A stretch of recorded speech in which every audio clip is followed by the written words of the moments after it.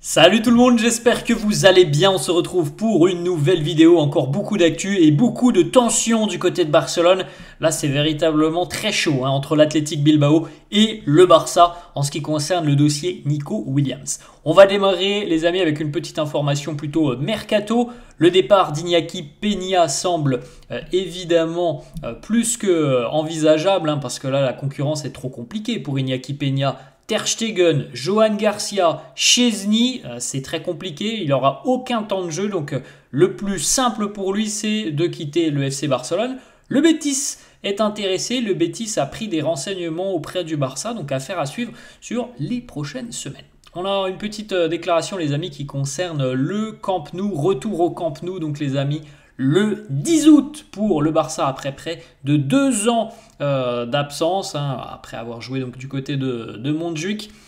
Mais évidemment, voilà, ça fait plaisir pour le Barça. Montjuïc a bien servi, mais ça fait plaisir pour les supporters barcelonais, pour le club de retrouver son antre, son chez-soi. Et les amis, c'est prévu pour le 10 août. Donc voilà, c'est évidemment une étape importante dans l'optique d'un retour complet du côté du Camp Nou et surtout d'un retour avec des travaux définitivement terminés. C'est pas pour maintenant, mais c'est déjà une très bonne chose de retrouver enfin le Barça au Camp Nou. Ça a été confirmé, donc il y a encore des travaux, beaucoup de travaux, mais voilà, normalement le 10 août, le Barça sera de retour au Camp Nou pour le trophée Gamper. La petite photo, Luis Diaz et Dani Olmo ensemble du côté d'Ibiza. Peut-être que Dani Olmo a un petit peu sondé Luis Diaz par rapport à son avenir. On sait qu'il y a des liens entre le Colombien et le Barça. Lamine Yamal qui profite de ses vacances, qui a loué un yacht du côté d'Ibiza lui aussi, 5 000 € la journée. Bon, après, voilà, quand on a les moyens, on se fait plaisir, et Lamine se fait plaisir pendant ses vacances estivales. Petite information de Mundo Deportivo, le Barça ne révélera pas le numéro 10 de Lamine Yamal avant son 18e anniversaire, donc au mois de juillet. D'ailleurs, la prolongation de contrat de Lamine et la révélation de son numéro 10, puisque maintenant, voilà, c'est officiel, il portera enfin, c'est officiel. Non, mais officieusement, tout le monde le sait, il portera le numéro 10. Tout ça, les amis, sera révélé lors de la date anniversaire de Lamine Yamal, donc dans quelques semaines maintenant.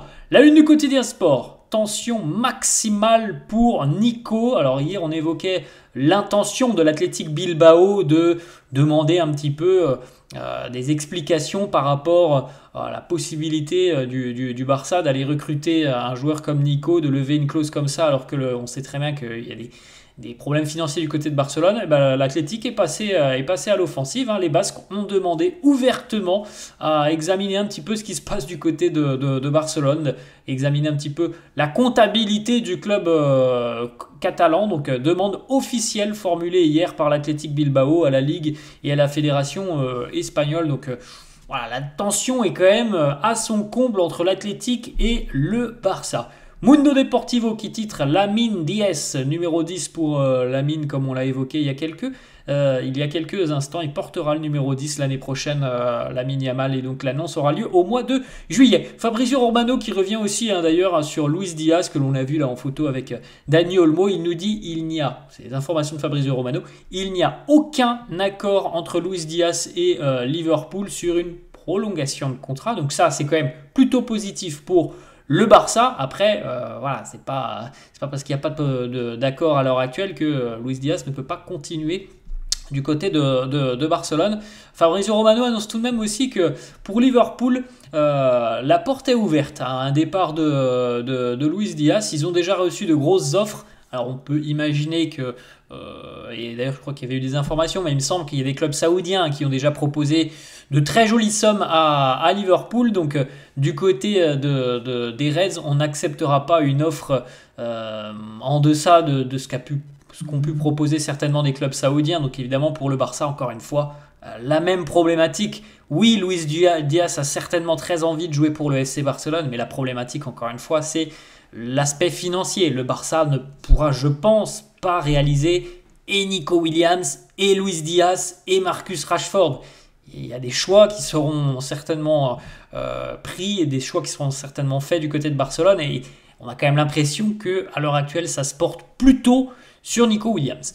Il y a un mois, Fabrizio Romano nous disait que le Barça avait tenté d'aller chercher Luis Diaz du côté de Liverpool, mais que le club anglais avait fermé catégoriquement la porte. Et c'est pour ça que le Barça s'est rabattu un petit peu sur Nico Williams. Visiblement, les choses ont un peu changé maintenant. Liverpool serait beaucoup plus enclin à la discussion par rapport à un départ du Colombien. Fabrizio Romano qui nous dit pour le moment rien de décidé par rapport au futur de Luis Diaz. Toutes les possibilités restent envisageables pour le Colombien. Très récemment, le quotidien Sport annonce que le président Joan Laporta et Ronald Koeman ont tenté de reconstruire une certaine relation qui a été un petit peu endommagée par le fait que Ronald Koeman a été tout simplement viré il y a quelques mois maintenant en arrière, quelques années. Donc il y a eu une rencontre il y a quelques jours entre Koeman et Joan Laporta. Fabrizio Romano sur le dossier Nico Williams, il nous dit le Barça maintient toujours son plan pour Nico Williams malgré le fait que l'Athletic essaye de le conserver. Le Barça va vraisemblablement d'ici à quelques jours maintenant passer très sérieusement à l'offensive avec une offre certainement pour le club basque. On enchaîne avec une autre information. Encore une fois, c'est un journaliste qui nous dit ça serait quand même assez dingue de ne pas imaginer que Manchester City aille chercher Marc-André Ter Stegen. Clairement, il serait très bénéfique pour City. Ça serait le passer à un autre niveau par rapport à Ederson. Bon, affaire à suivre. City pour le moment est engagé dans la Coupe du Monde des clubs. Je pense que le dossier Ter Stegen bougera certainement d'ici 2-3 semaines maintenant. Le Barça est proche d'un accord avec Mallorca pour Pablo Torre, donc le Barça devrait conserver 50% des droits du joueur. On est toujours en train de négocier aussi du côté barcelonais une clause de rachat. En tout cas, le joueur lui a d'ores et déjà donné son accord à Mallorca pour aller trouver du temps de jeu chez une équipe qui est d'ailleurs une équipe très intéressante de Liga. C'est une équipe très solide. Cette équipe de Mallorca, il aura beaucoup plus de temps de jeu là-bas. D'ailleurs, Jacobo Arrasate, l'entraîneur de Mallorca, a déjà contacté l'entourage de Pablo Torre et le joueur pour lui présenter un petit peu le projet du club des Baléares. Le maire de Barcelone a confirmé que du côté de la construction des tribunes du côté de Barcelone, voilà, tout est ok. Le chantier au final suit son cours. Ensuite, Mundo Deportivo annonce que Ivan Perisic ne signera pas pour Barcelone. Il est proche cette fois-ci d'une prolongation de contrat avec le PSV. Il est vrai qu'il y a une quinzaine de jours, des rumeurs sont sorties sur un éventuel intérêt du Barça pour l'ailier croate Ivan Perisic. Mundo Deportivo toujours qui annonce que le Barça n'offrira pas de renouvellement de contrat à Andreas Christensen. Comme on l'avait évoqué il y a 2-3 jours, la porte est bien ouverte à Christensen pour un départ. Chesney est dans l'attente de voir ce qui va se passer avec Marc-André Ter Stegen juste avant de signer sa prolongation de contrat. Alors, on a quand même pas mal d'infos qui sont sorties depuis une quinzaine de jours et même Fabrizio Romano l'a annoncé. Chesney prolongera son contrat, donc on aura certainement... on peut imaginer que ça soit comme ça l'année prochaine, quand même une alternance. On aura Johan Garcia et Chesney et le plus probable à l'heure actuelle, c'est que Ter Stegen fasse ses valises cet été. Toujours Mundo Deportivo, les amis, qui nous annonce que le Barça a démarré des discussions pour les prolongations de contrat de Jules Koundé, Eric Garcia et Inigo Martinez. Donc voilà aussi une des priorités du Barça, boucler définitivement les dossiers des défenseurs. Et couper court à toute rumeur d'éventuels départs. On sait qu'Eric, notamment, a souvent été plus ou moins sur les tablettes d'autres clubs, notamment lors du mercato hivernal. Donc voilà, le Barça a envie de couper court à tout ça en prolongeant les 3 joueurs. La Liga a aussi admis que pour le moment, il n'avait pas eu d'écho de la part de l'Athletic Bilbao, mais ça c'était hier les amis. Depuis on le sait, l'Athletic a formulé une demande officielle à la Ligue et à la Fédération par rapport aux finances du Barça. Le contrat de Jules Koundé qu'on vient d'évoquer les amis, il se termine en 2027, donc Les deux parties, le joueur et le club, veulent prolonger. Il n'y a pas véritablement d'accélération. On sait que ça se fera. C'est pas comme si le joueur terminait son contrat dans un an. Donc on a le temps de discuter, d'échanger entre le Barça et le joueur. Ensuite, les amis, on a une petite photo Ansu Fati, direction Monaco. Ça, c'était hier. Et c'est d'ailleurs aujourd'hui qu'Ansu Fati doit passer sa visite médicale, préalable évidemment à la signature de son contrat avec le Barça. Une petite pensée pour Joan González, milieu formé du côté de la Masia, qui évolue en Italie du côté de Lecce. Il doit malheureusement arrêter sa carrière à l'âge de 23 ans pour un problème cardiaque très rare. Donc on lui envoie évidemment plein de bonnes ondes et on lui souhaite bon courage parce que c'est évidemment quelque chose de très très dur. Et je pense qu'il a misé certainement toute sa vie sur le football. Et voilà, quand tu apprends ce genre de nouvelles, eh bien, c'est évidemment une nouvelle vie qui va s'ouvrir pour lui. Voilà les amis, la demande officielle. L'Athletic Bilbao a rencontré la Liga pour exprimer tout simplement son inquiétude par rapport au fait que le Barça soit en mesure d'enregistrer de nouveaux joueurs par rapport aussi au fair play financier. Du côté de l'Athletic, on ne comprend pas trop comment le Barça peut exercer la règle du 1 contre 1 par rapport aux finances du club. Donc c'est vraiment la guerre entre Bilbao et le Barça. Dani Olmo, qui n'était pas en vacances uniquement avec Luis Diaz, puisque Dani Olmo était présent aussi, vous voyez sur cette petite photo. Alors visiblement, on voit derrière un terrain de paddle, donc ça profite aussi des vacances. Dani Olmo avec son coéquipier en sélection et en club, Eric Garcia. Santi Aouna, journaliste français, qui nous annonce que Ibrahima Konaté veut quitter Liverpool comme agent libre l'année prochaine, puisque Konaté est en fin de contrat en 2026. Le Barça fait partie des clubs intéressés, comme le Real Madrid, comme d'autres clubs aussi. Donc il y aura peut-être une grosse opportunité de marché à faire à l'été 2026.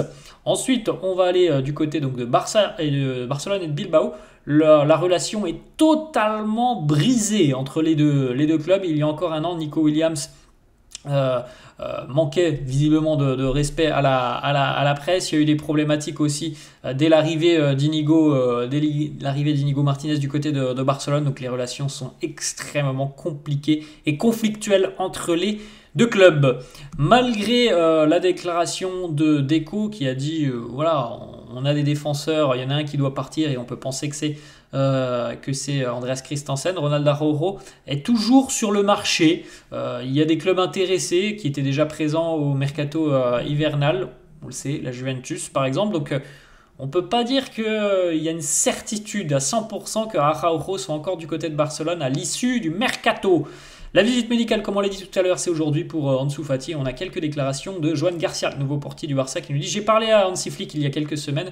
Je me vois plutôt comme un titulaire, mais on ne sait jamais ce qui peut se passer dans ce genre d'équipe. Il y a énormément de compétition. » Autre petite information, Perisic, on l'a évoqué un petit peu tout à l'heure.